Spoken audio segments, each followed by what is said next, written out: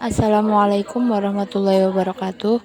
Kami dari kelompok 6 akan membahas tentang materi komunikasi verbal dan komunikasi nonverbal. Sebelumnya perkenalkan, saya Diana. Saya Arya Ade Permana. Saya Khalil Mustafa. Ya, baik, untuk yang pertama adalah pengertian komunikasi verbal dan nonverbal.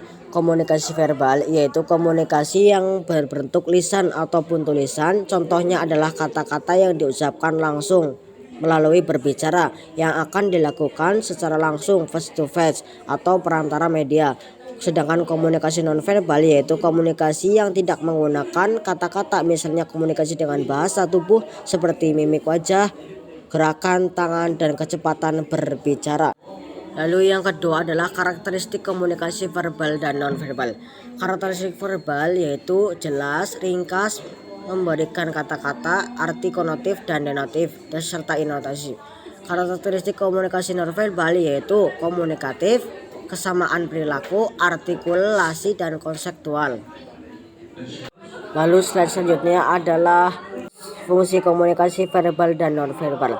Komunikasi verbal merupakan persamaan untuk memudahkan mengidentifikasi suatu benda, tindakan maupun orang.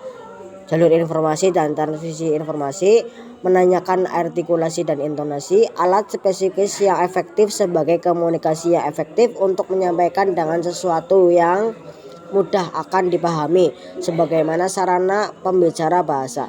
Komunikasi nonverbal, repetisi pengulangan gagasan yang sudah disajikan secara verbal, substitusi menggantikan lambang verbal, kontraksi memperkenalkan makna lain terhadap pesan, komplement memperkaya pesan verbal, serta aksentuasi memegangkan pesan verbal tersebut. Lalu perbedaan komunikasi verbal dan nonverbal.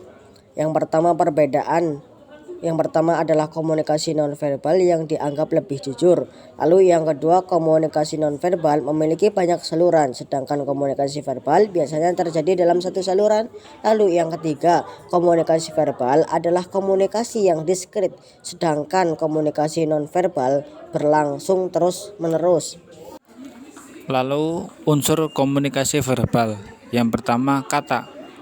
Kata merupakan lembaga terkecil dari bahasa. Kata juga merupakan lambang yang mewakili suatu hal, baik itu barang, kejadian, atau keadaan. Yang kedua, bahasa.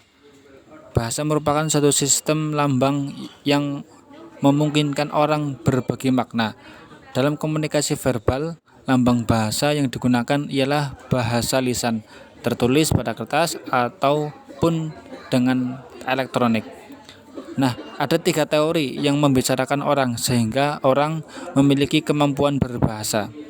Yang pertama, operant conditioning theory. Yang kedua, cognitive theory. Yang ketiga, mediating theory. Kemudian contoh komunikasi verbal dan nonverbal. Yang pertama, contoh komunikasi verbal.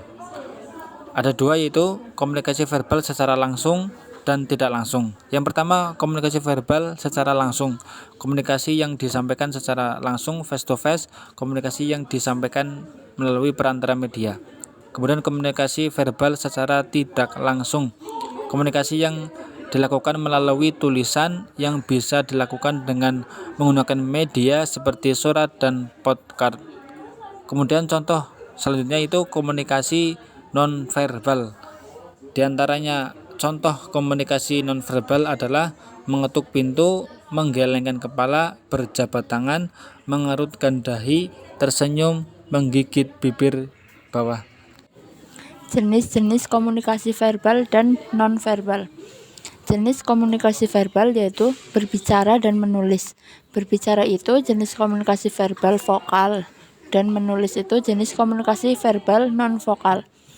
Jenis komunikasi verbal yang kedua yaitu mendengarkan dan membaca.